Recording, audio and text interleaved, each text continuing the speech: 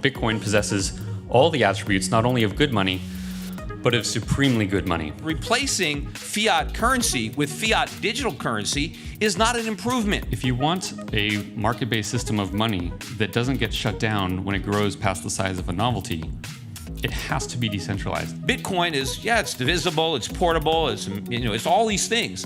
But apart from the fact that it can be utilized in transaction, it's nothing. Nothing has intrinsic value. Intrinsic value is a meaningless term because value has to be subjective in the eyes of the valuer. The bottom's going to drop out of the market like all bubbles, and everyone's going to want to sell. There's going to be no demand. There's going to be massive supply. The whole thing is going to implode. Welcome now to the main event. Arguing for the affirmative on the resolution, we have Shapeshift CEO Erik Voorhees. Erik, please come to the stage.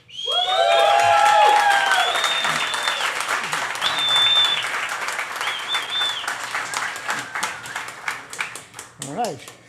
Arguing for the negative, we have Euro Pacific Capital CEO Peter Schiff.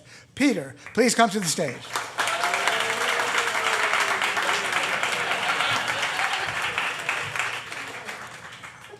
A very raucous crowd. Peter, please sit up there. I don't want you guys near each other. This is a raucous crowd. And I have to sit between you. And as you know, the resolution... Yes, yeah. Pass the gentleman. Oh, that's very nice. Okay. You guys get it on. Okay. Please, the resolution, as you know, is Bitcoin or a similar form of cryptocurrency will eventually replace government's fiat money as the preferred medium of exchange. Erik Voorhees, please take the podium and defend that resolution. Thank you.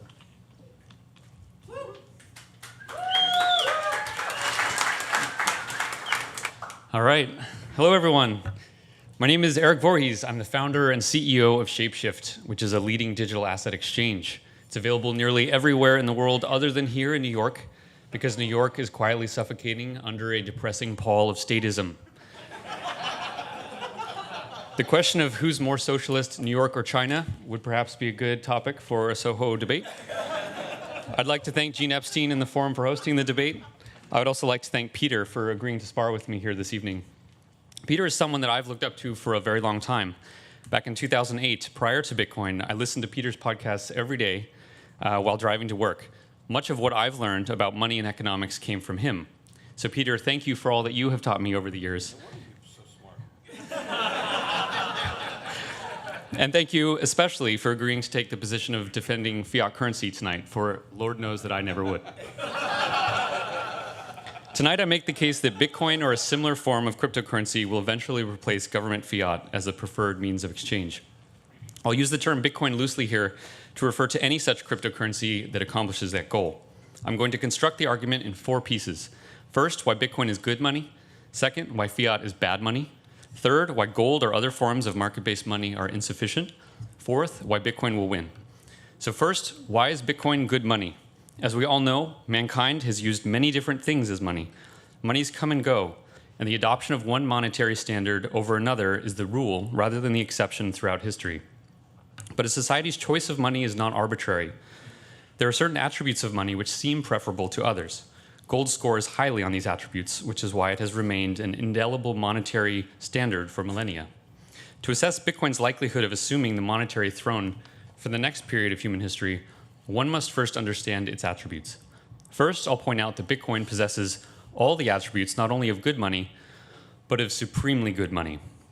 It is not marginally better than alternatives, rather it is in its own league entirely. First, Bitcoin is provably scarce. There are only 21 million of them, and there can never be more. I can tell you exactly how many there will be tomorrow. The answer is 17,130,620. I can tell you the supply a year from now and 10 years from now. Let's see any central bank attempt such a feat.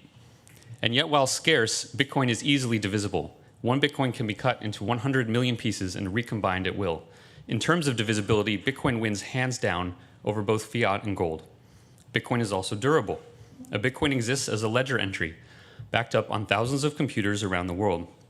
Certainly, if the internet went down, you'd be unable to use Bitcoin, but that is also true of your credit cards, PayPal, banks, and any other form of modern money. So Bitcoin is at no disadvantage to fiat in this regard.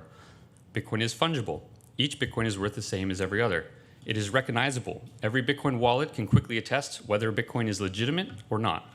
A Bitcoin cannot be counterfeited. Unlike with gold, it cannot be filled with tungsten. And as one of its greatest attributes, Bitcoin is highly portable. You can send it anywhere on Earth for very little cost. It moves across borders with ease. It has no concept of borders. It has no weight. It has no smell. It has no physical body that can be blocked or apprehended. Indeed, it is the only form of money today which can be moved at distance without trusting a third party. It is the only money that doesn't require permission from an overseer. Therefore, it is the only money appropriate for free people. Finally, Bitcoin also possesses an important attribute which will one day be seen as critical for good money: programmability. Bitcoin can be programmed to enable all kinds of economic activity, often without a middleman, escrow agent, or human arbitration of any kind. This programmability without having to trust anyone is impossible with fiat, and in a digital age will come to be one of its most important advantages. Next, let's discuss why fiat is bad money. Why should we care about cryptocurrencies and their attributes when we already have fiat? Fiat works pretty well, right? It's got pyramids and government buildings printed on it, so you know it's valuable. Also, it is backed by paper. Paper can be burned if you're cold in the winter. There's its intrinsic value. Try that with gold. But a skeptical observer should know that fiat money is an absolute scam and something altogether inappropriate for an ethical market-based society. As I like to say, you cannot have a free market when the most important good, money itself, is centrally planned and controlled. Fiat money and a market economy are mutually exclusive concepts.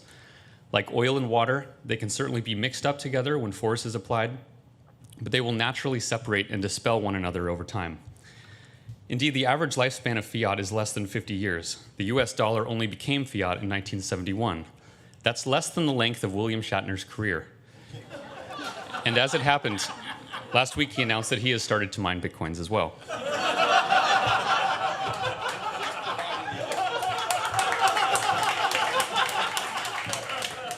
Regardless, when examining its specific properties as money, most ways fiat is unimpressive. First, it is not scarce. It is systematically created out of thin air with no limit on supply, nor can supply even be known. Fiat is willed into existence by politicians and banks because printing money enriches the printer at the expense of the public who holds the previously printed money. The phenomenon is known as inflation or currency debasement. Fiat also struggles with durability. Your fiat will only last so long as your bank permits, and even then it slowly loses its value. Your bank can destroy your fiat with the click of a button. Ask a Cypriot.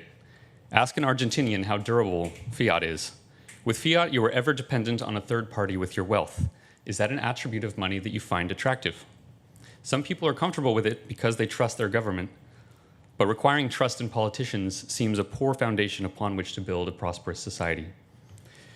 Finally, fiat is not nearly as portable as Bitcoin. Try to send an international wire right now.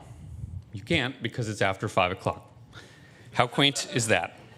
You can try tomorrow morning as long as it's not Sunday, because apparently God doesn't want you to use the financial system on the Sabbath. But even when successful, you'll discover it takes 3 to 5 days for your wire to arrive. You often have to physically go to the bank to do this. You have to fill out a form on paper while someone making $15 an hour takes that info and types it back into a computer. Why do people put up with this nonsense? Indeed, it is faster to strap cash to an anvil and FedEx it to Tokyo than it is to send an international wire. Do you really think that that system is going to outcompete Bitcoin in an open marketplace? And you can only send fiat if you have permission. Try to send it to a family member in Russia. You'll be censored. Want to donate to a relief effort perhaps in Venezuela? Too bad, you'll be censored. Are you sending a suspicious amount? Your payment will be blocked and you better get ready for questioning or outright confiscation. Yep, the Orwellian nanny state is alive and well, and fiat currency is one of its most insidious tentacles. Fiat has these poor monetary attributes because it is a tool and appendage of the state. It exists to serve the state, not to exist market participants. Its attributes as money are intentionally constrained and inferior so as to siphon wealth to the state through debasement and to surveil and control the behavior of the king's subjects. Remember that fiat means value by decree, not by merit. So why are gold and other alternatives insufficient? I love gold. I own gold, and I would like to own more gold. I understand why gold is good money, and Peter has done a great job of teaching such concepts to the public. But gold as a physical, heavy commodity cannot be efficiently used as money at scale. Imagine trying to run payroll with physical gold coins. Try to make change for a pizza with bullion. And forget about payment at strip clubs. Bruising women is not cool. Unless you're the New York Attorney General Snyderman.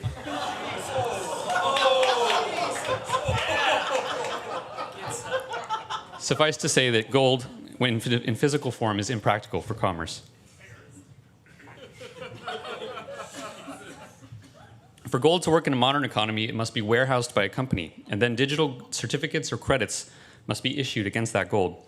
Those digital certificates could theoretically work well as money in a modern economy, except for one problem: centralization. A digital gold payment service or any privately issued market-based money requires some form of centralized control or custody, and thus exposes users to counterparty risk. This is fatal, because if such a private company ever grows to scale, a government could shut it down, unplug its servers, arrest its principals, and seize its assets. This exact thing happened with eGold, and another company, Gold Money, was so scared of this happening that they stopped allowing payments of digital gold between customers entirely. Private money, when centralized, probably cannot attain scale and thus cannot surpass fiat because the government won't allow it. So why will Bitcoin win? Bitcoin will win because there is now competition in money, and Bitcoin is the best money currently available. Because it's decentralized, it cannot be stopped. It doesn't happen all at once. Nobody switches immediately from fiat and banks to Bitcoin and blockchains. Rather, Bitcoin will simply, gradually, come to be used as an occasional alternative to fiat. Individuals will find specific times and places in which it is easier, faster, safer, or cheaper to use Bitcoin to store or transfer wealth than to use credit cards or banks. Indeed, 2 billion people in the world don't even have credit cards or banks. For them, the choice will be easy. Yet despite the failings of the legacy system, Bitcoin now imbues every human on Earth with financial sovereignty. With Bitcoin, anyone of any age, race, or creed, no matter which imaginary lines they were born within, and nothing more than a $50 smartphone, can send and receive money anywhere in the world instantly at near zero cost, and there isn't a goddamn thing that anyone else in the world can do to stop that. It is one of the most potent tools of individual empowerment ever invented, and it is happening right in front of us. Fiat now persists solely on the momentum of tradition. The older generations may cling to it for quite some time, but they and their ways are dying, and their wealth decays in front of them, debased openly by the very people they worship, salute, and vote into office. Someday, school children will laugh and joke with each other as they learn about the silly flag paper with cultish incantations inscribed on it, which, in yet another of history's examples of mass delusion, people thought to be valuable. Or maybe they won't laugh and joke because they will have learned how much destruction it actually caused. Maybe fiat will be looked at more like medieval bloodletting, a dark symptom of human ignorance that is so obviously foolish in hindsight. Fiat will fall in time, and in its place, true decentralized market-based money will emerge. The profit motive alone will lead capital gradually away from those assets which can be debased and censored to those which cannot. To future generations, it will appear as inevitable as the collapse of serfdom, and for the very same reason. This is why Bitcoin or some other cryptocurrency will eventually replace government fiat.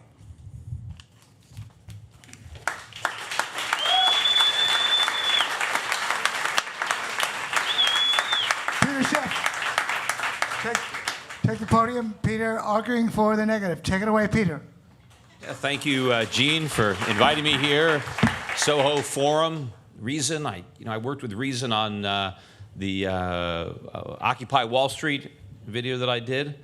And Eric, thanks for dressing nicer than Max Kaiser, who was the last Bitcoin debate that I did. And I wish you could have persuaded me to buy Bitcoin a few years ago. But don't confuse the fact that financially Bitcoin has been a success for a lot of people who happen to get into it early, with whether or not it's ultimately going to succeed at replacing the dollar or any other fiat currency as money.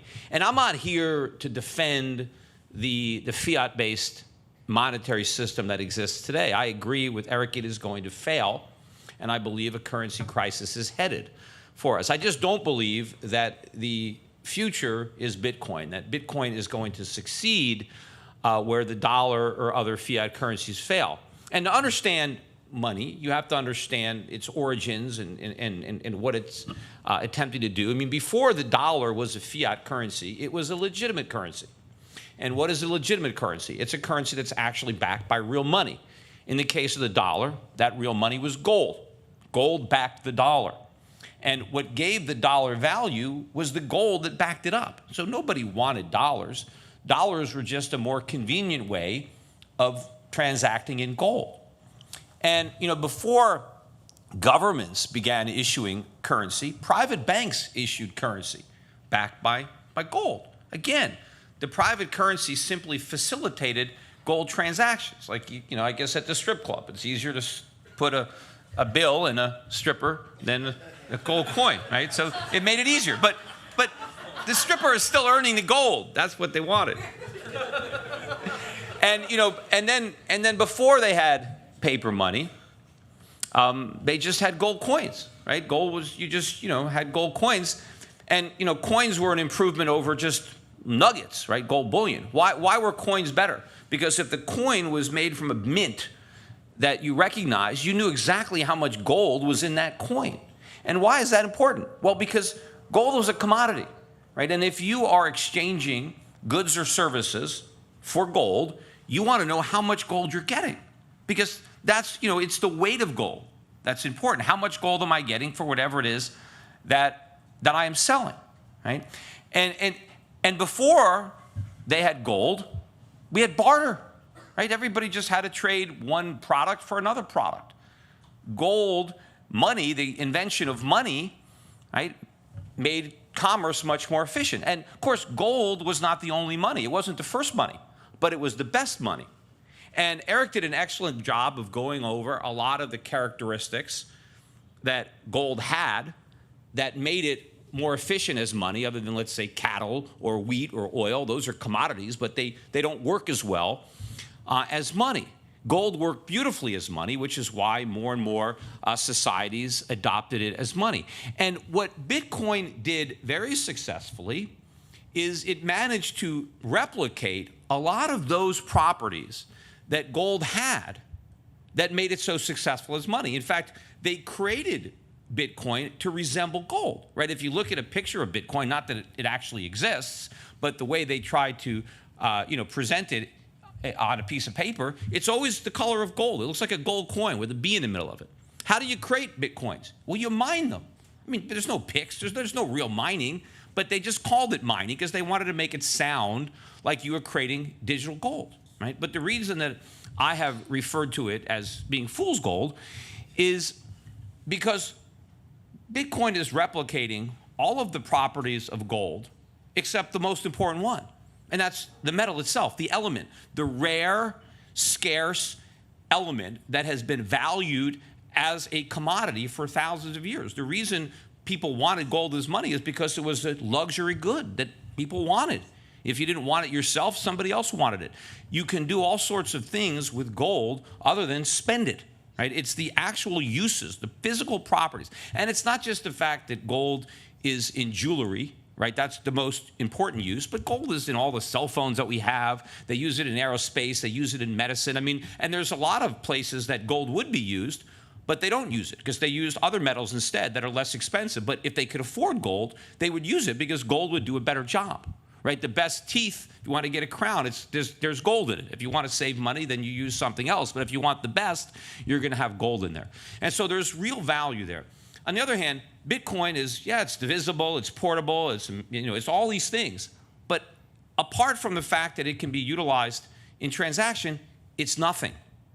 It has no real value into itself as a commodity. There's no way to relate the price of Bitcoin to the price of anything else. I mean, you have thousands of years of history to know how much gold should be worth in terms of oil or wheat or any other commodity or whatever you're doing. But Bitcoin, there's no reference point. It's only existed for 9 years. It never had any value other than as a medium of exchange. There is a supposed 21 million unit scarcity, which is a self-imposed scarcity. The only reason it's scarce is because they created it to be scarce, except it's not scarce because Bitcoin can be forked off as many times as you want. There's Bitcoin Cash, there's Bitcoin Gold, whatever. Meanwhile, there's another 1,500 or so cryptocurrencies that can do everything Bitcoin can do. Some of them can do it better, faster, cheaper. There's no limit to the number of other digital currencies that can be created. There's only one gold. There'll never be another gold. Yeah, there are other metals on the periodic table, but they're not gold. They're not exactly the same as gold. But you can make as many cryptocurrencies that are exactly the same as Bitcoin. They just have a different name, but they have the exact same properties, although they may have better properties. They may be cheaper or faster. But the biggest problem with Bitcoin and why it can never be used as money is because one of the most important functions of money is that it has to be a reliable store of value, not just a medium of exchange. Bitcoin can do that, although it's inefficient. And I think at its peak when Bitcoin prices got up to 20,000, it was something like, I don't know, 50, 60 bucks just to spend one. So obviously, you couldn't use it to buy a cup of coffee if, it costs $60 to buy the $5 coffee. So it isn't that easy to use, but, maybe if you're trying to buy a car, big payment. But the problem with it is there is no certainty as to its future value, right? You have no idea what Bitcoin is going to be worth from hour to hour, let alone day to day or year to year. In order for something to be money, you need to be able to price products in it. You need to be able to negotiate contracts in it. I need to be able to borrow and lend in it, right? I need to be able to buy insurance in it. None of these things can ever be done with Bitcoin because nobody knows what, if anything, it's going to be worth in the future. Even Erik doesn't know. Erik, it could be worth $1 million or it could be worth nothing. That can't be money. You can't have a currency that has no reliable store of value. Now, you could say, well, same thing with fiat currency.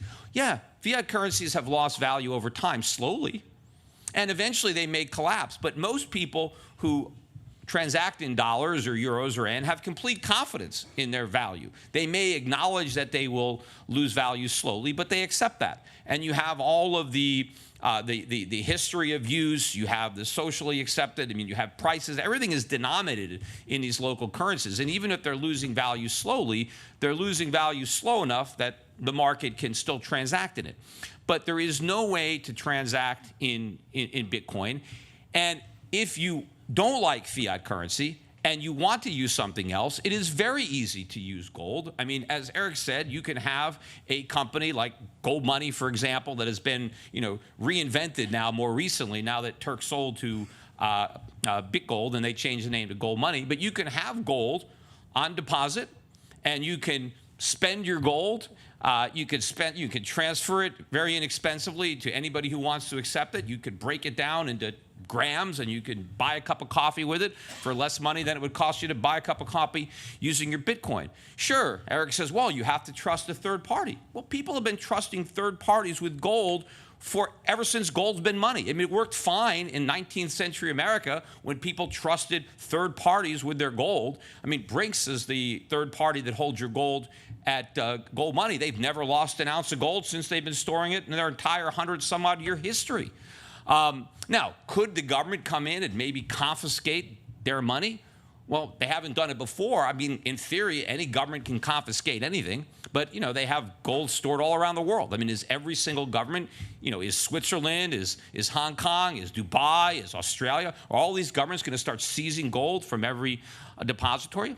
But the idea to think that governments can't ban Bitcoin if they don't want to, you don't think governments can criminalize the use of Bitcoin? You don't think they can tell the banks that they regulate, you can't do business with anybody who's using Bitcoin? You can't exchange Bitcoin for any fiat currencies? They could put you in jail. They can make the penalty 10 years, 20 years in jail for getting caught with a Bitcoin. It's very easy for the government to criminalize it if they want to do it. I think they have more of a chance of criminalizing that than they would of owning gold. So I think in the end, I agree with Erik completely that the fiat monetary system that we have now is not going to work. But replacing fiat currency with fiat digital currency is not an improvement, right? It is still a fiat. What gives Bitcoin value? The only thing that gives it value is confidence. It's confidence that other people will accept it in the future. That's the same thing that gives the dollar value or that gives the euro or the yen, except with the dollar, you've got legal tender, you've got a whole banking system and a society that's built around it, and the government requires every American citizen to pay their taxes every year, and you have to pay it in dollars. So if you don't want to go to jail, you have to have dollars to pay your taxes. Nobody has to have Bitcoins for anything. Right now, people want Bitcoins because they think they're going to get rich.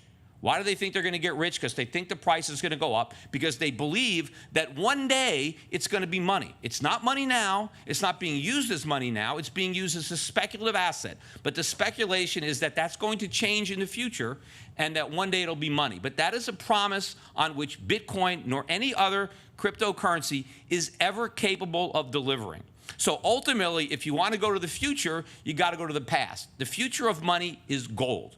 And if gold is going to be digitized, if we're going to have a gold-backed cryptocurrency backed by real money, just like the initial banknotes used to be backed by real money, then that can succeed. And that is the only type of cryptocurrency that can succeed. But all of the cryptocurrencies that exist today, whatever 1,500 of them that are backed by nothing, are no better than the national cryptocurrencies that they're hoping to replace. Thank you.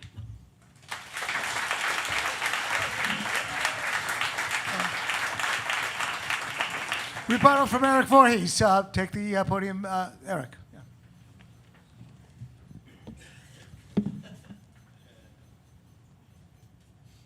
All right. So, Peter covered a lot of topics. I will try to remember most of the points that he was making and address some of them. First of all, I think we should cover for a second this idea that Bitcoin has no intrinsic value. This is a word, this intrinsic value, that I think a lot of Austrians have struggled with for quite some time. Nothing has intrinsic value. Intrinsic value is a meaningless term because value has to be subjective in the eyes of the valuer. Something that you think is intrinsically valuable, for example, like water, because all of us have to drink it, is only valuable if there's a human there that's thirsty. If there's a human there that's not thirsty, the water is not valuable at all. Before humans roamed the earth, gold had zero value whatsoever. There was no species or no sentient life that thought that that mineral was valuable to them. So value is subjective. Value comes when the person doing the valuing finds a good reason or purpose for that thing to use. This is true of gold. This is true of Bitcoin. Second, if there is such a thing as intrinsic value for the sake of argument, Bitcoin's intrinsic value, in this sense, comes from its payment network. And Satoshi did an injustice, I think, to the system by calling both the payment network itself and the unit of account, the currency, both have the name of Bitcoin. The payment network is the only way in the world that you can send a transaction to someone else in a decentralized way where no one can stop it, between any two people on Earth, no border whatsoever. It cannot be censored, and it is really cheap to actually do it. If that isn't valuable, then I don't know what is. Now, you may say it's not worth the price that Bitcoins are going for today, and that would be a valid argument. But to say that that system, which was the first in history to allow two people at distance to transact with each other, is not valuable, flies in the face of reason. Second, let's talk about volatility for a second. You are totally right that Bitcoin's current volatility would make it a very poor use of day-to-day money today. I will see that point absolutely. But volatility is not an aspect of Bitcoin which is intrinsic to it. In other words, volatility is what happens when the market is trying to decide on its value. Bitcoin is new, it is small. Over time, it will achieve stability, just as it has. When I got involved in 2011, it would move 50% in a day. Today, it's a big deal when it moves 10%. And I think 10 years from now, it'll be a big deal when it moves 2 or 3%. Stability as a market asset is earned with time. You cannot design something to be stable. So while Bitcoin is definitely too volatile today, I think that problem is self-correcting. Next, I want to address the multiple coins as inflation argument, which is that Bitcoin's not really scarce because there's all sorts of coins that can be replicated from it. Just as gold is scarce, and I can't make the claim that there are other metals and thus gold is not scarce, I don't think that you can make the claim that just because there are other cryptos that means Bitcoin is not scarce. You can copy the code, but the code is not the network. You cannot copy the hash power of the miners. You cannot copy the infrastructure of all the wallets and all the companies that operate on the Bitcoin network. You cannot copy the brand, actually. You cannot copy that reputation that Bitcoin has earned in time. And we don't need to debate this on a theoretical level. We have actually seen this happening. So when we last debated, Peter, a few years ago in late 2013, there was about $10 billion as the entire market cap of Bitcoin. And all the alts, everything other than Bitcoin put together, was about $1 billion. According to your theory, if more blockchains happened and more alts came out, and more money even went into those alts, the market cap of Bitcoin itself should decline. Yet what we've seen is that alts have exploded. They're now $150 billion in value. And Bitcoin also has increased in value. It's now $110 billion in market cap. So if it was true that more coins and blockchains would debase the value of Bitcoin, the market cap of Bitcoin should be far less than it is today. And this doesn't have to be a mystery to anyone. A clone of Bitcoin's code is not a clone of Bitcoin. And then the last thing, so you, I think, are suggesting again that gold is really the way to have a modern society based on honest money. I would absolutely prefer that the world use gold than to use fiat. And I, again, am a big fan of gold, and I understand why it's valuable and why it's useful. But the point remains that it is not practical for commerce unless you are trusting some counterparty. And you, of all people, Peter, know that governments will not allow something to compete with their form of value if they can stop it. So if you want a market-based system of money that doesn't get shut down when it grows past the size of a novelty, it has to be decentralized. It cannot have an individual person or company or vault that can be seized. If that's what you have, then you will never actually have a free market financial system because the government simply will not allow it. Gold indeed was confiscated in the 30s. This is not some crazy idea. And even though gold worked very well in 19th century America, people weren't doing online commerce in 19th century America. The world has changed to some degree. It doesn't mean that the principles of money have changed, but it does mean that the form of money in today's economy that works the best may have changed. So with that, I'll leave it.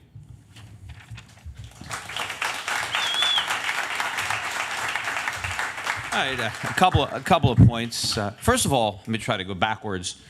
As far as the argument of government shutting down a competition, and we know they do this, right? I mean, they don't let people compete with the post office, but they allowed Federal Express, right?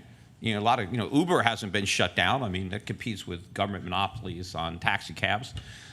So, I don't think that governments are going to be too quick to shut down people transacting in gold. I do think that they're more likely to crack down on Bitcoin, as I said before, and I think it's easier. I mean, there's not that much anonymity in it. I mean, I've heard now that it's almost like a fingerprint. If criminals are using Bitcoin to launder money, now all of a sudden, it's actually a record of the transactions. The governments can go into the computers and kind of figure out, where these transactions took place. I mean, if I just hand gold to somebody, I mean, it's like handing cash. So I think ultimately, if the government's going to try to put a stop to anything, they're more likely to put a stop to cryptocurrencies. I think one of the reasons they're not doing it is because I think they pretty much realize they're going to fail. As far as the argument about the market cap, and I acknowledged early on, I wish I'd have listened to you earlier and bought some Bitcoin. The price of anything is a function of supply and demand. And even though the supply of cryptocurrencies has exploded, massive inflation, the demand has grown even faster. And so as long as demand is rising faster than supply, price can go up. The problem is what happens when all the demand goes away. So you said earlier that you know exactly what the supply of Bitcoin is going to be later, next year, next week, whatever, maybe fine. But do you know what the demand is going to be? There may be no demand. I believe that the majority of the demand is coming from speculators who are buying it because they want to sell it to somebody else. Everybody who's buying Bitcoin ultimately wants to sell it to buy something real. Nobody wants a Bitcoin, right? They want what they can buy when they sell their Bitcoin. But no one wants to sell it now. Everybody's holding on or hodling because it's going to 1 million, right? So nobody wants to sell. No one wants to be the idiot that gets out. But at some point, the bottom's going to drop out of the market, like all bubbles, and everyone's going to want to sell. There's going to be no demand. There's going to be massive supply. The whole thing is going to implode, which gets down to the concept of intrinsic value. And I disagree that it's impossible to have intrinsic value. And when I'm talking about intrinsic value, what I'm referring to is what you can do with the money absent its utilization as a medium of exchange or store of value, right? There are things that I can do with gold, right? There are actual things that you can do with it that you can't use other metals because they're not a good substitute because they don't share the properties of gold. Gold is very unique among metals, and there are a lot of things that you can do with it. I mean, obviously, too, I mean, if you use cattle as money, you can eat the cattle, right? I mean, there are things you could do with it.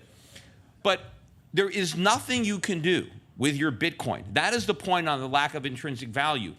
If I don't have somebody who wants it, there is absolutely no actual demand for it. There is real demand for gold that always will exist absent its functioning as money. And so that gives it a real floor. There's some tangible use.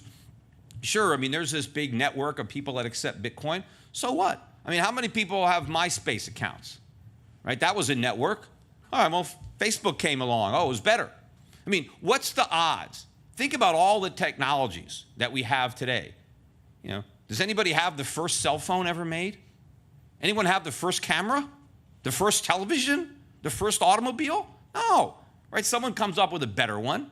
So what's the odds that Bitcoin is the best cryptocurrency that's ever going to be invented?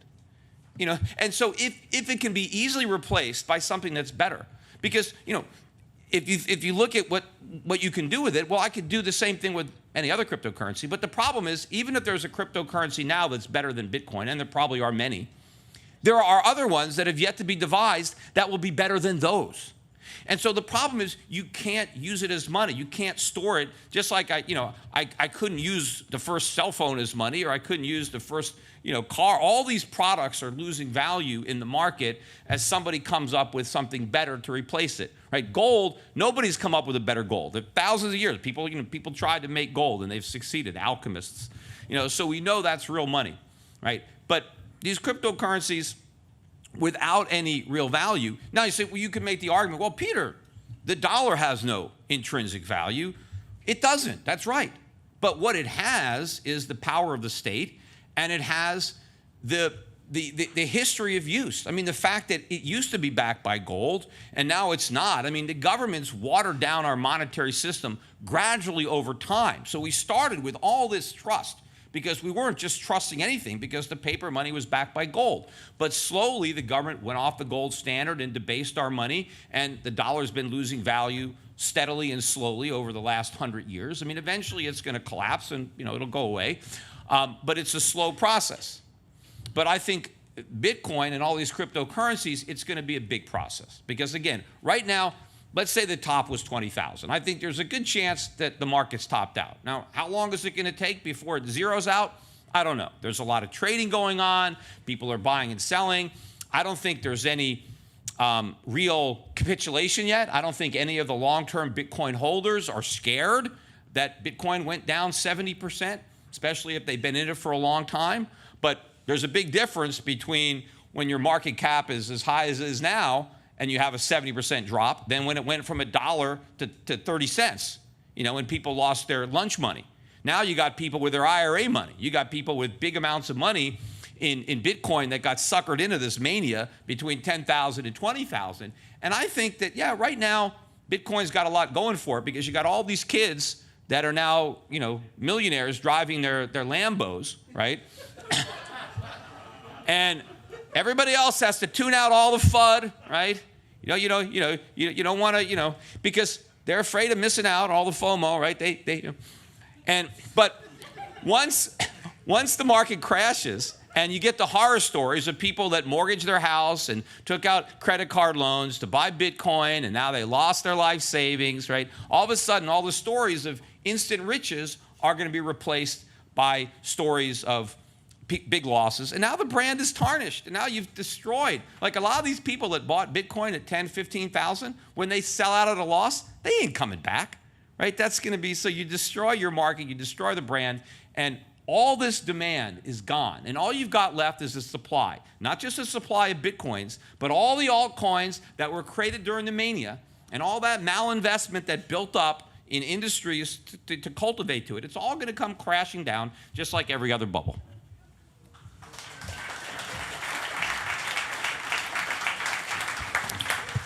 Thank you, guys. We are now going to the Q&A part of the evening. Don Smith, a big Bitcoin bear. Do you have the first question to ask? Take it away, Don. Yeah, hand it back to, yeah. Thanks, guys. It was a good debate. I wanted just to point out, I looked at the definition of a fiat currency, and it's a currency that's not backed by anything tangible, and a commodity currency is a currency that's backed by something tangible or a commodity.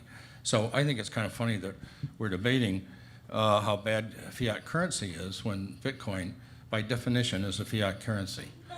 The other thing I would point out, so by definition you have to vote no on the debate.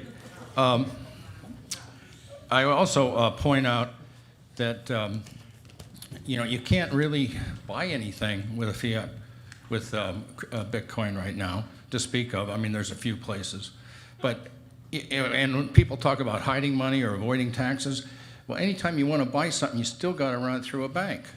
I mean, when you sell your Bitcoin, where you have the cash sent to, it's got to go to a bank somewhere. So I don't think it's a very effective way of hiding money. Or I don't even know why criminals would use it, because they have to run it through a bank. So maybe you can explain that to me. I'd like to tell a story. I have a friend who, his wife came in and he said, honey, I didn't want to tell you this, but about 7 years ago, I took all the money out of our piggy bank and I bought Bitcoin. And he said, really? He said, yeah. And it just hit 19,000. And we want the good news. The good news is we're worth $70 million. And he couldn't believe it. She said, the bad news is I don't know where the code is to get the money. And to this day, I keep asking him, did you ever find the code? And he hasn't found it. It's a true story, Don, right? That's a true story. It's a true story, yeah. And so I want to know, where'd that $70 million go? I mean, who got it? And the other thing is, how do you, what's that? How do you, a Bitcoin does take a lot to manufacture. I mean, you got to buy semiconductor parts, you got to use a lot of electricity, so you can spend a lot of money to create wealth, except when you're done, there's nothing tangible. So you spend money to get rich. Okay, Don, so I get it. Okay, All right, guys, so that's it. Don, you asked some very good questions. With all due respect, I want to make one point, Don. The resolution reads that Bitcoin will eventually replace government's fiat money. That's the wording of the resolution. So it's government's fiat money we're talking about in this particular case, for what that's worth. Thank you for your questions, Okay. Don. I think most of these look, you love Don, okay, Peter, but most of these questions are challenges to Eric. So Eric, you get first response. Go ahead. Yeah. Thank you, Don. Testing. Yeah, Is this on? Yeah, it's on. Yeah. Okay. So, regarding your friend, that's really tragic. I mean, if you want to know where that money went, it went to buy us all of our Lambos. Actually, in reality, the freedom that people actually get and the sovereignty over their money that they get with crypto comes with responsibility. Losing that code was that person's responsibility, and it really sucks. But this is why it's important to educate people on how to use Bitcoin instead of getting distracted by things like the price. Second, you mentioned your definition of fiat being something that's not backed by a commodity. I wonder if you get your definition of inflation also from that same dictionary, because I'm guessing that it's wrong.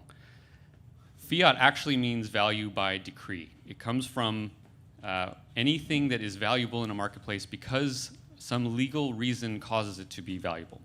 Dollars are fiat now. When dollars were backed by gold, they were not fiat. Bitcoin's value, even if you think it is the most speculative and stupid investment in the universe, that value does not come from any decree. It comes from its desirability in an open marketplace. Bitcoin is absolutely not fiat. Next, you say that Bitcoin is not backed by anything. That's because Bitcoin itself is a commodity. Gold is also not backed by anything. It itself is a commodity that people will find useful for one thing or another. Bitcoin is the same, and people will find it useful for one thing or another. So I think I addressed your main points on that. Yeah, my couple of points on it. On when it comes to fiat money, I mean, what Bitcoin has in common with fiat is even though a government didn't decree it as money, there's no law that requires anybody to accept it. What stands behind it is confidence and faith. That you certainly share a lot of confidence and faith in Bitcoin and its future. But I would argue that as a raw commodity, it has no actual utility, which brings me to a good point that I didn't get a chance to raise, and that is the incredible amount of resources in the form of energy that is required to create a Bitcoin. I mean, one of the arguments that people can have against the gold standard is that look at how expensive it is to get gold out of the ground. And then if we're just going to stick it in another hole in the ground and no one's going to see it or use it, you know, it's an expensive way to run the monetary system. Now, I think those costs are small compared to the benefits of having sound money versus all the losses imposed by the fiat system.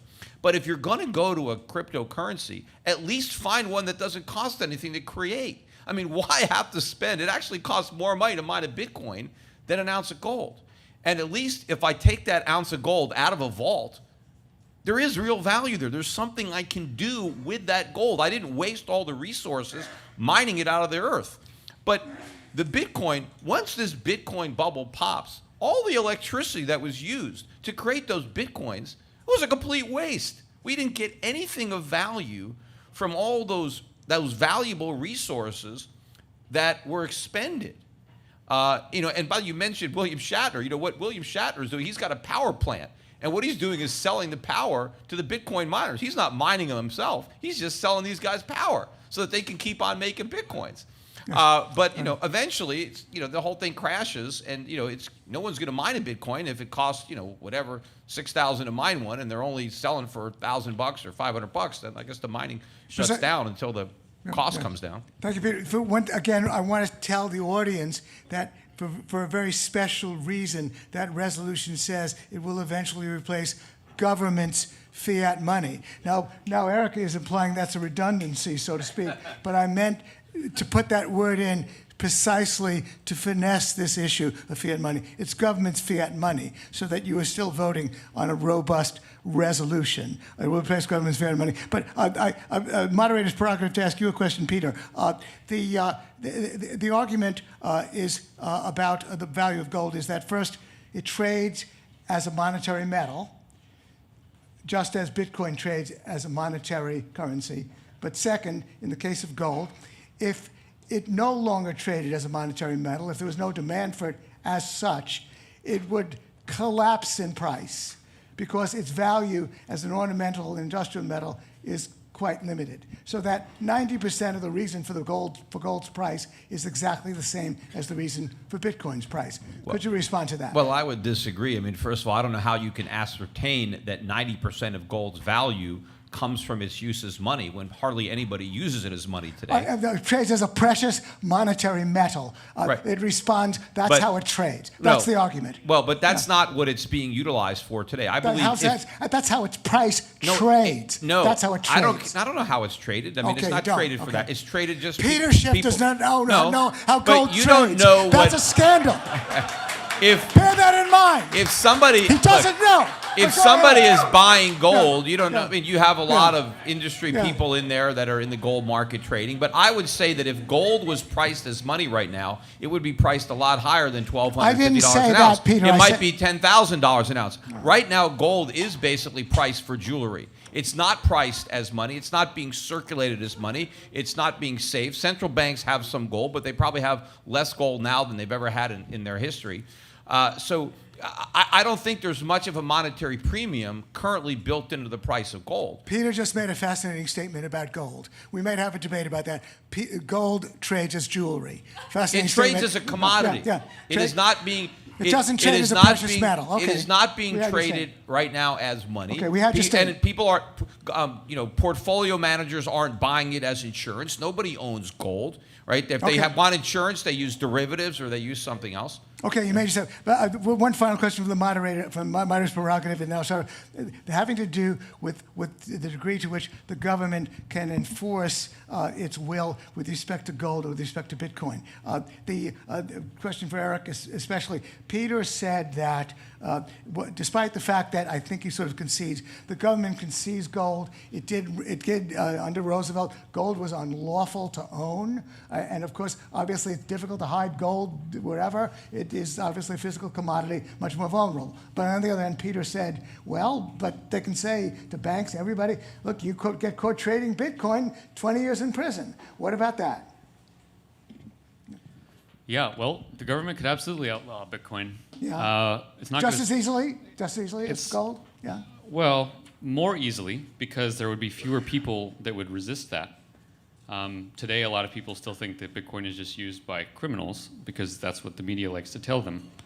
I guess I would bring up a few points on that. One is that governments have a super poor record of successfully banning anything. They can write on paper that you're not supposed to use it. I'm not aware of any time in history where that actually works. Murder itself is banned by the government, and yet people get killed all the time. Okay, just one. Peter, question. Gold versus Bitcoin. Peter said that it's easier, in fact, for the government to outlaw Bitcoin use as money than to outlaw gold use. I agree with that. It You is do? easier to ban. It is easier to ban Bitcoin than it would be to ban gold because of popular sentiment. Enforceability? However, Enforceability? it would be harder to enforce it. Right? Okay, that's the key point. If Yeah. you have $10 million and you want to move it somewhere on Earth, if it is outlawed, that gold is probably not going to move. Or if it does, it's going to be a black market transaction that requires a huge amount of expense in order to do that, just as it would to get drugs across the border. I can send $1 billion of Bitcoin anywhere in the world without anyone knowing about it. Yeah, but So the problem the is enforceability is not But the even problem close. is if it's illegal, no bank is ever going to convert it into a currency. So the person you send it to is going to have to keep it and only give it to somebody else who wants the Bitcoin. But then, of course, since you're doing this all over computers, governments are going to be able to track it down, figure out what address, what computer, figure the wallets out, and they can come and they can catch people. I mean, I think it's harder if somebody physically hands somebody a gold coin, unless the government is physically, following you around. That transaction is more in secret than something that's done over a computer network where government agents can be monitoring the transactions and trying to figure out, what's happened. So I think it will be easier to ban Bitcoin. But I want to mention one question on your gold that Gene brought up. Sure. It costs. I mean, the average mine to mine an ounce of gold now is $1,200, $11. I mean, it's expensive to mine gold. So if you thought gold was only worth $100 an ounce, nobody would be mining it. No, and so yeah. the only gold we would have to make anything, it would be the existing gold. What's it And the at? price would have to go way up unless everybody was going to melt down their jewelry. If you wanted to make new jewelry, there'd be no new gold coming because nobody would mine it. Especially since the government is sitting on 1 billion ounces, but Well- they won't let it go, right? Yeah, but so the point is there is some natural floor. I know, when you talk about the cost of mining Bitcoin, that's nothing than the cost. There is a real physical cost to extracting gold from the ground, and that also creates a base value for the metal because you just can't get it for free. How many people? How much gold is held by investors and speculators? Just physical gold held by investors and speculators. I don't know the quantity, but it's It's very immense. small. Very small. Okay. Compared to what they All right. hold in stocks and bonds and stuff like that. It's a tiny. Compared to the gold supply, the above ground gold supply, how much is it? That I don't know the exact No. amount. Okay. Do you know? All right. Yes, I do. It's immense. But Well, anyway, how immense? Well, it's about one third. Well, one third. That's not that much. So 1/3 of the entire gold supply. So is held by 2/3 speculators. is not being held by investors. They would dump it all. Dump it all. They would dump it all. Dump it all on the market. But What if all the big whales dump their Bitcoin? How many? yeah, What yeah. percentage of Bitcoin is owned by the top 100 wallets? And how many of those wallets are owned by the same guy? I was only trying to address your issue of intrinsic value of gold. It could be valued as a metal that you put in your teeth or the ornamental, but that's far less than its price. I'm surprised that you think the price of gold only responds to jewelry demand. A lot of people disagree with you. I'm just saying that today there's very little investor demand for gold. I know, I sell it. Yeah. You know, sales are down like 80%. No one wants gold right now. Peter is in a bad way with his business, and Bitcoin's put me out of business. he's getting $2,000 honorarium tonight, so that's going to keep the wolf from the door. I am? Yeah. You didn't know? Yeah. No. You are. I'll take it. Oh, did you expect more? In gold, Bitcoin, fiat, how am I getting paid? Fiat dollars, only All fiat. right, well, I didn't know that. Okay. Okay. He's a happy man now. He didn't know that. Okay. Naomi, you got a question? Yep. So just letting you know, I've sent you a bunch of online questions. Yeah, People well, have been I'm submitting them. going to go through them. But what's your question? My question is for both of you, actually. Now, Peter, would you be willing to take a Bitcoin versus gold bet with Erik Voorhees here tonight? Well,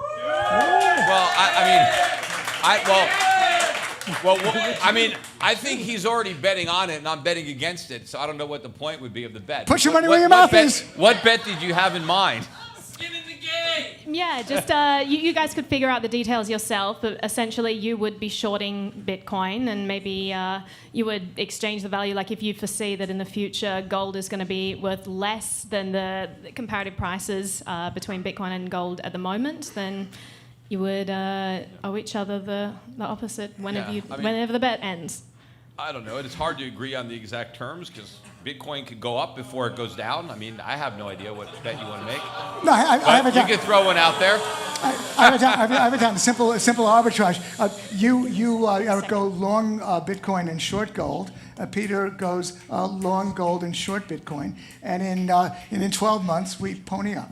Well, that's a tough bet. I mean, you know, Bitcoin could double any moment, then collapse to zero.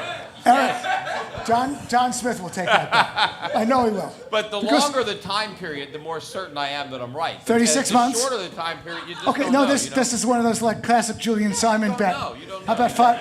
about 5 years? How about 5 years, Peter? Yeah, I mean, 5 years, yes, 5 years. I think. Okay, 60 months from now, we're going to meet. and we're going to send the prices. It's a simple trade, and you're going to put up your entire honorarium, $2,000, and you'll put up your $2,000 honorarium. As long as he doesn't put it up in Bitcoin.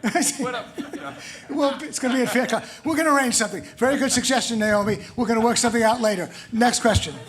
Hi. So much of both your discussion has been about whether Bitcoin should or should not succeed in this idea. My question is, what would it take you to become convinced of the opposite of your view in terms of, for Erik, Bitcoin will not succeed, not should not, will not. Peter, Bitcoin will succeed, not should succeed. Thanks. You got the question? Yeah, okay. Yeah. Play devil's advocate a little That's bit. a great question. Basically, what would it take for me to change my opinion that Bitcoin or some other cryptocurrency would replace fiat?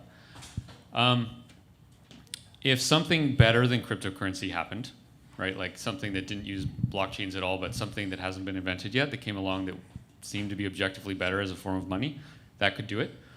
Or if I think there was a 5 to 10 year period where the entire crypto market just slowly dwindled towards zero, I would have to assess during that time what was the reasons for that, but that might make me change my opinion. Short of that, these little bubbles that go up and down every few years, they don't bother me at all. Yeah, no, I think it's interesting too, though, Erik. You'll acknowledge that cryptocurrency might ultimately succeed, but it may not be Bitcoin. It may be some other cryptocurrency. Totally. In which case, Bitcoin would be worthless. Yeah, totally possible. And for that very reason, I don't think any cryptocurrency will ever succeed, because I think if something can replace Bitcoin, then something will replace what replaces Bitcoin. Look, I mentioned earlier that Facebook replaced MySpace. In 2 years, Facebook will probably still be pretty big, but judging by the fact that a lot of younger people don't use it anymore, in 20 years, nobody might use it. Nobody knows, right, what's going to come up. And so Facebook shares, maybe they're a good speculation, but you're not going to use it as money. And as far as what could convince me, since I don't share your faith that the volatility will ever go away. See, Erik believes that at some point in time, even though Bitcoin is too volatile today to be money, that at some point in the future, it won't be volatile. I just can't make that leap of faith that the volatility is ever going to go away. I can't see that point. And I do think that if all the people who are holding Bitcoin ever got to the point where they actually thought it had topped out and was going to be stable, then they'd want to cash out. Now they'd want to start buying. You got all these people living in their parents' basements that are Bitcoin millionaires and they have nothing because they're afraid to sell because they don't want to miss out. Peter, So I just can't, in my mind, see how it can ever stop going up or stabilize without collapsing as everybody tries to cash out. Yeah. Okay. We need to get rid of this word faith here. Okay. Faith? The reason that people that are in crypto is not because of faith. It's because they've actually used it and they've seen it work. They've read the code. They understand what it's doing. It is an assessment of a technology based on people's opinions of that technology working and using it. Some people, Not I think faith. a lot of people just own it because it's going up and they think they're going to get rich. You can equally apply that to gold, especially after the financial Not that crisis. many people think they're going to get rich in gold. Not anymore. And that's why you should be buying it. You don't buy what everybody else is buying. Both crypto and gold have a large degree of speculative froth around them, right? No, there's no speculative. Are there some gold speculators? Yes. Is it frothy? Absolutely not. The froth is not in gold, right? There's a lot of froth in a lot of assets these days, whether it's stocks or bonds or cryptocurrencies. But believe me, there's no froth in gold. No, I Wow. agree with that right now. There's not a lot of froth in gold right now, but there have been bubbles in gold, just as there are bubbles in crypto. And I don't think Well, it's not fair this big, but yes, there have been periods of time, I think, where gold got overvalued. 1980 when it had gone up from $35 an ounce up to $850. It was, too high, and it pulled back, went into a long-term bear market.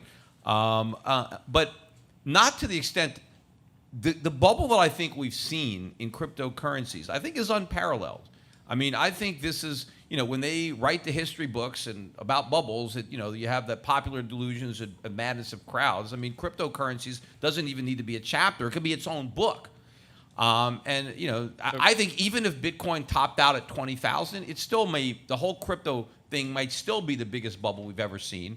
But it is possible that Bitcoin can make a new high. I'm not smart enough to know. So the bubble could, in fact, get even bigger. If we looked at the price of Apple shares from the creation of that company up to today, it will have gone through bubbles and it will be at stratospheric heights compared to what it was back then. Bubbles, bull and bear markets, but not Why bubbles. is Apple's shares not a huge speculative bubble that will crash to zero, but Bitcoin is? Well, the difference between a speculative bubble and just being overpriced, right? I mean, you can certainly make an argument that Apple is expensive, not based on its current price multiple. Based on that, Apple is relatively inexpensive.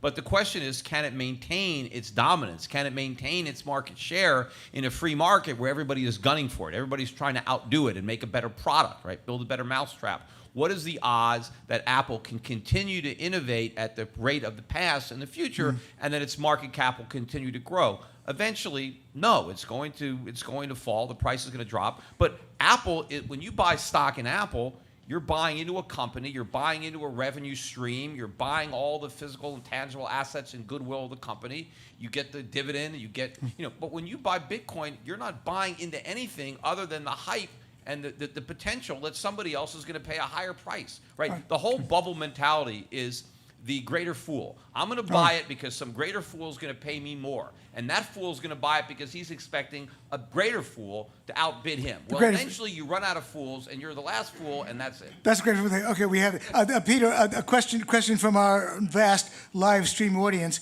This one that picks up on the other question about the hypothetical. The technology of gold mining.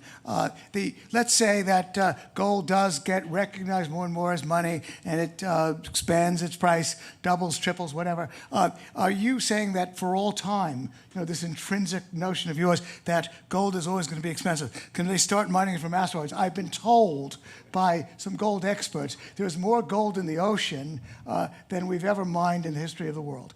If technology takes off and we can suddenly double and triple the gold supply inside of a few months, what will that do to gold? Well, in look, terms of its scarcity. the gold supply has been growing, for thousands of years. What if there's a technological leap? Look, Asteroids, ocean. we've had technological leaps. yeah. We've already obviously mined the cheap gold. But look, is there gold in asteroids? Probably. In the I ocean. doubt. In the ocean. Yeah. Well, I don't know. I mean, maybe there's a lot of stuff in the ocean. I don't know what's down there. There's more gold But- in the ocean. but There's more if- gold if in the it- look, ocean than there then, is anywhere else. Go There to the is. ocean and try to get it. I will tell. Okay. But I well, mean, maybe that's what people are going to do. Look, maybe there's a way to. Who knows what it's going to cost? Or as I started to say, maybe there's gold in asteroids. I doubt there's an asteroid that's solid gold. I mean, gold is very rare on Earth. It's probably rare all over the universe. And so, if there's an asteroid that has some gold, there's probably not a lot of it. But believe me, if they're going to mine gold in asteroids, the price is going to be sky high because they're going to have to mine every last bit of gold on Earth before someone takes a spaceship up to an asteroid and tries to mine the gold up there and then bring it back down to Earth. I mean, that's going to be some expensive gold. And, There is an immense amount of gold in the ocean, just as a matter of fact. But that is a question. Yeah. Yes, thank you so much. Just Gene, quickly, another great debate. Peter, guys are doing it. awesome socks. I really love them. Okay, just a quick question for Erik. I have a coworker who prays at the altar of Bitcoin, and I asked him a basic question, and I don't think he answered it adequately, so I'll ask you. You might have touched on something that this could be, but potentially, what do you think is the main obstacle that can impede the growth or the health of Bitcoin? Well, in Bitcoin's early years, the major obstacle impeding its growth was actually all the libertarians that couldn't see a good thing when it hit them. I think that's finally becoming a non-issue anymore. Bitcoin has grown much larger than the libertarian community around the world. And I think at this point, the biggest impediment to its adoption is simply that most individuals still want governments to manage money for them. Until that changes, Bitcoin, I think, will always be playing second fiddle. But I bet on Bitcoin largely because I know that the history of money is full of governments losing control over their fiats. And there has never been a financial crisis in which cryptocurrency actually existed. The next time that happens, I know where a lot of the people are going to be going. And so that's what I'm waiting for. Yeah, I think it's very interesting, that obviously the libertarian community, other than maybe criminals, were the first to embrace Bitcoin. But what's interesting is all of the properties that the libertarians found so appealing have actually been lost in the effort to bring more people into the bubble and mainstream it for the institutional investors. All the regulation, the government getting involved. I mean, now you want to open up an account, all the KYC of a bank account. They need your passport. They need your driver's license, a utility bill.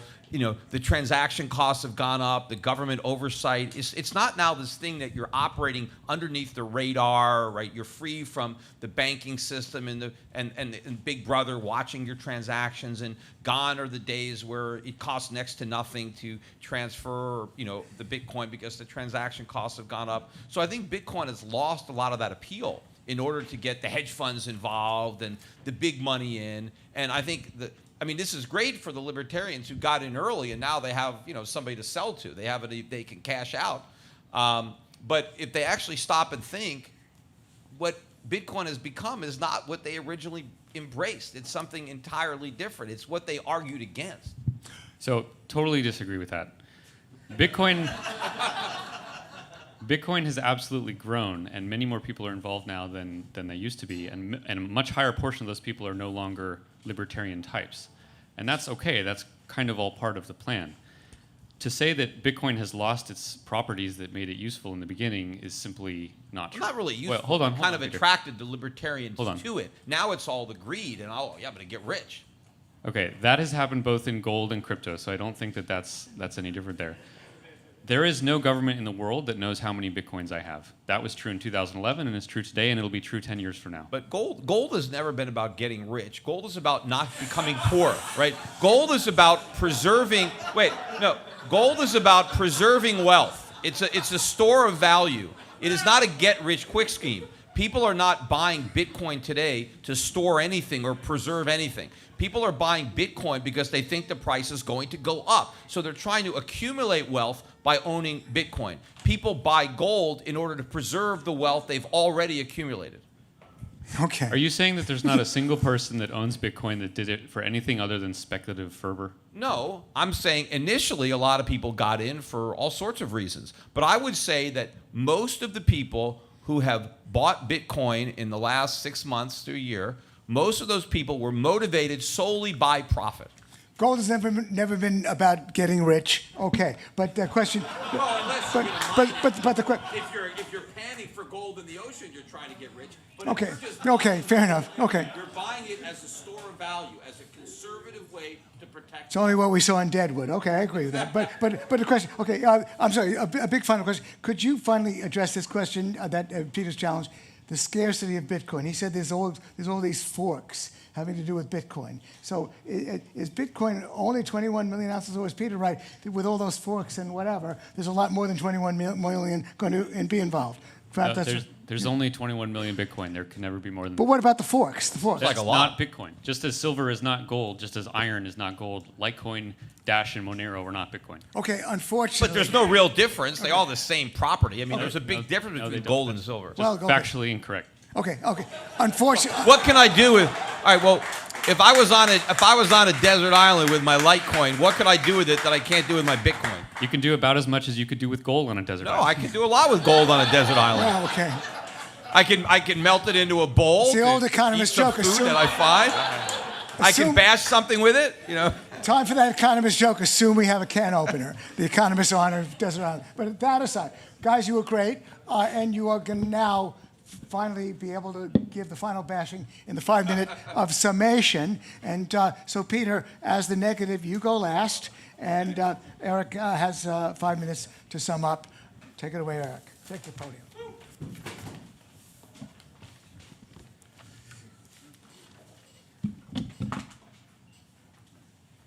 All right, this has been fun. So I first learned about Bitcoin in 2011. I fell in love with it both as a fascinating economic experiment and as one of the greatest tools ever invented for the advancement of human liberty. I wrote an article in May of 2011 called Bitcoin and the Separation of Money and State. In that article, I asked, why are Bitcoins valuable? And I answered by saying that they simply possessed those attributes of money that are most desired. Bitcoin was $3, and almost nobody knew about it or cared about it. A year later, I wrote another article called Bitcoin, the Libertarian Introduction. This article pointed out that if a marketplace tends to choose the medium of exchange which best works as money, and Bitcoin's specific attributes make it excellent money, then perhaps the marketplace will, over time, increasingly use it for such. By then, Bitcoin had risen over 100% to $7. A year later, in May of 2013, I gave a speech at the San Jose Bitcoin Conference called The Role of Bitcoin as Money. Once again, I argued that Bitcoin's properties would lead it to keep gaining market share against fiat. By then, Bitcoin had risen more than 1,000% to over $150, clearly a bubble, as Peter said later that year. In December of that year, I got to have my first debate with Peter Schiff on his podcast. Yet again, I stated that the technology was immensely valuable and that Bitcoin's utility as an unblockable global payment network meant that it would keep growing. By then, Bitcoin had risen another 500% to over $800. Again, Peter called it a bubble, a Beanie Baby fad, a Ponzi scheme. He actually said that it was no better than fiat. Fast forward to today, even after the crash from December's frothy highs, Bitcoin is yet 800% higher still at $6,000. Every major financial institution and government in the world is studying this right now. This year's Davos may have well been called Blockchains, How Worried Should We Be? At what point do I get to call scoreboard here?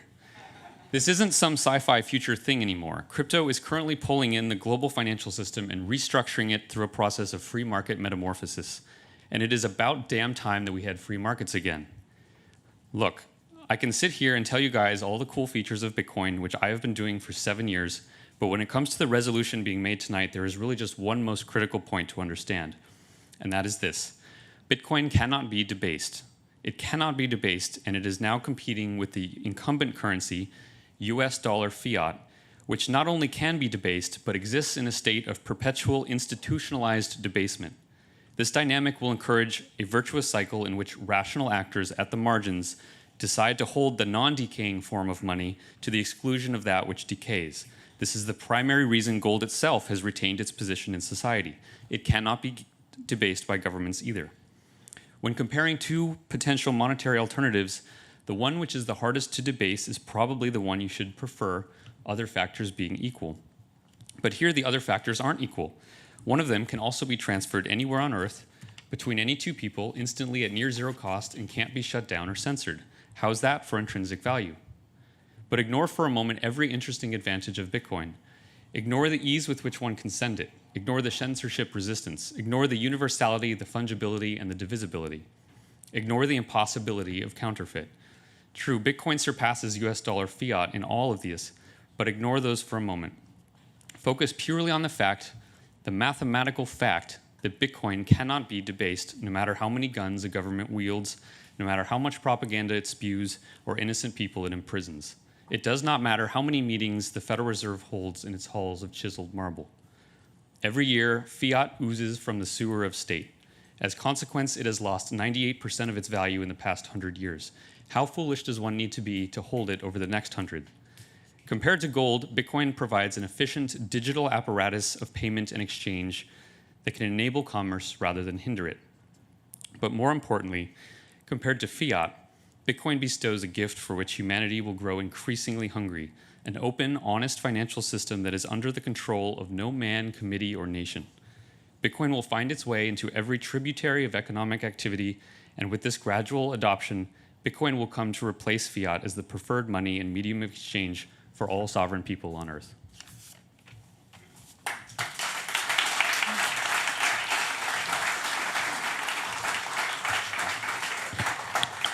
Well, as I admitted before, of all the bubbles that I have not participated in during my career, the one I most regret is Bitcoin. I mean, clearly, if there was ever a bubble that was tailor-made for me, that was the one, right? But just because the bubble has gotten bigger and bigger and bigger doesn't change the nature of what it is. And the fact that you are right now, that there is so much attention being paid to Bitcoin. That wasn't being paid to it when it was $3 a coin, but it is being paid to it now. I think back in December when it was making its peak and the futures were debuting, I was talking on my podcast and I decided to rename CNBC Crypto News Bitcoin because that's all they talked about. It was nonstop. Of course, they won't have me on to criticize it. They won't have anyone on to criticize it. All they have is one person after another talking about how great it is and how it's going to keep going up. And I would suggest that when you have such mainstream, buying, that you've probably reached a peak. I mean, I brought my high school son here. He's got his friend here from high school, and they both own Bitcoin, although my son was smart enough to sell his. He sold his at 1900, so don't clap. But his friend still has his. But when the high school kids are buying it, look, it's not the bottom anymore. People still trying to tell me, it's the ground floor. Buy your Bitcoins now because they're going to $1 million. Look, I could, just because I didn't buy them at $3 or $50 or $1,000 or $5,000 doesn't mean I'm going to make the mistake of succumbing to the greed and buying into them now, because that's how all bubbles die. First, you have the skeptics, they don't want to buy it, and then eventually they capitulate, they throw in the towel, their greed overwhelms them, and they buy in, and you make a top, and the market's going to collapse. And that's what's going to happen. I have a pretty good track record of seeing these bubbles, whether it's in the real estate market or the .com market. I mean, this, if it looks like a bubble, quacks like a bubble, walks like a bubble, it's a bubble. You talk about debasing, that Bitcoin can't be debased. The whole term debasement comes from taking a precious metal and coin and then putting a base metal into it, so you don't really get as much gold as you thought you were getting because you've got some lesser metal instead. Well, you can't debase Bitcoin because there's nothing to debase. There's no value there to start with. It doesn't matter if you had some other cryptocurrency because you've got nothing.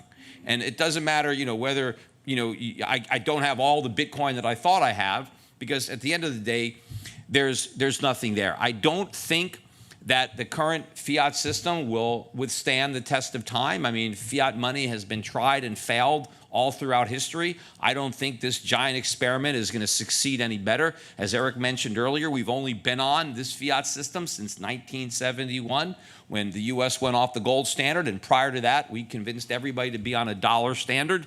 But the reason the world held dollars was because the dollar was backed by gold, and not only backed by gold, but convertible on demand into gold. And so I think this experiment is going to end. It has done incredible amounts of damage. So I think it's going away, but I don't think we're going to go to Bitcoin or any of these other fiat cryptocurrencies. I think we will go back to where we were. I think the dollar will once again be backed by gold at some point, at some exchange rate, and maybe there will be private companies that will compete with governments by issuing cryptocurrencies backed by something. I happen to think it's best to back them by gold, but somebody could back them by some other commodity.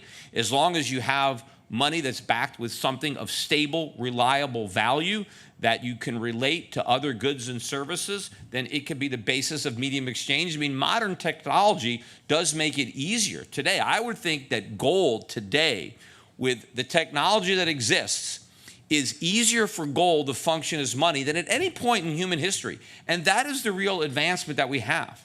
Whether it's blockchain or anything else, it's the ability to digitally transfer stored gold around the world, right? That's what is the evolution or the advancement of money. It's the improvement on what works. You don't need to reinvent something that works. Gold has worked as money since it was first created. In fact, the most prosperous period in American history was when we were on the purest gold standard in American history. And I think that hopefully America will re-embrace that monetary heritage once again, and hopefully the rest of the world will also enjoy the benefits of sound money and move off of the constant booms and busts associated with fiat money. And I think it's ironic that one of the booms and busts is in Bitcoin and cryptocurrencies. And I think that the crypto bubble is going to pop before the overall fiat bubble pops. And if anything, it actually might end up achieving the opposite of its purpose, because it actually might succeed in doing the one thing that you shouldn't be able to do. It'll actually succeed in making fiat money look good. Thank you. Yeah. Thank you, Peter. Thank you, Erik, for your superb insights. Again, the resolution reads, Bitcoin or a similar form of cryptocurrency will eventually replace government's fiat money as the preferred medium of exchange. And so we're going to open the final vote. We are ready to close the vote, so could you bring me the results? And I will give it the Oxford style. Okay. Yeah. All right. The resolution was, again, Bitcoin will eventually replace government's fiat money as a preferred medium of exchange. The yes votes started at 40% and rose to 55% in the final. So, Erik, so your side, Erik, picked up 15 points. That's the number to beat. Peter did not beat that number, went from 40% a little bit down to 31. So, Erik, you got the Tootsie Roll. Congratulations. Congratulations to you both.